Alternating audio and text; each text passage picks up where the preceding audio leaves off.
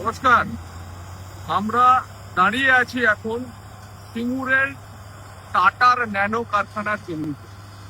দূরে আপনারা দেখতে পাচ্ছেন ন্যাশনাল হাইওয়ে এবং হ্যাঙ্গার উঠছে। সেই হ্যাঙ্গারে প্রধানমন্ত্রীজির সভা হবে আগামী 18ই জানুয়ারি। ঐতিহাসিক মুহূর্ত এবং ভারতবর্ষ তথা পশ্চিমবঙ্গ এবং সারা বিশ্বের কাছে শিল্পায়নের জন্য উল্লেখযোগ্য মেসেজ।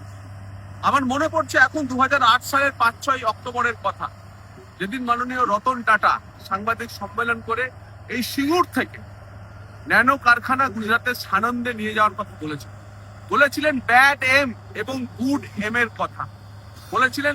শত চেষ্টা করার পর এখানকার 997 একর জমিতে 13,000 মানুষের ক্ষতিপূরণ দেওয়ার পরেও 95% কারখানার কাজ সম্পূর্ণ হয়ে যাওয়ার পরেও তাকে এক ব্যাড এম এর জন্য ফেরত চলে যেতে হবে।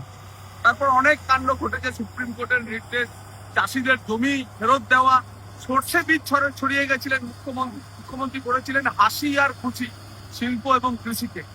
সিঙ্গুরের এই ন্যানো কারখানা, এখানে হাসি এবং খুশি কেউ ভালো নেই, বিষাদ ভূমিতে পরিণত হয়েছে, শিল্পায়নের শ্মশান ভূমিতে পরিণত হয়েছে। নরেন্দ্র মোদীজি আসছেন, সেই নরেন্দ্র মোদীজি যে গুড এম, যিনি ন্যানো কারখানাকে সানন্দে নিয়ে গিয়ে এস্টাবলিশ করেছিলেন, 18ই জানুয়ারি আসছেন। উনি এখানে এসে পশ্চিমবঙ্গের শিল্পায়ন এবং পশ্চিমবঙ্গের শিল্পায়ন সহ গভর্নেন্সে সুশাসনের উলট পুরাণ করবে, কুশাসন যে চলছে তার উলট পুরাণ করবে।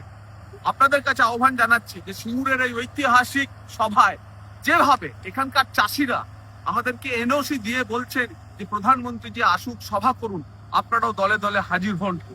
পশ্চিমবঙ্গের হারানো গৌরবকে পুনরুদ্ধার এবং বিকশিত ভারতের স্বপ্নকে পূরণের জন্য প্রধানমন্ত্রীর যে বার্তা তা শুনতে সিঙ্গুরের সভায় আসুন। নমস্কার।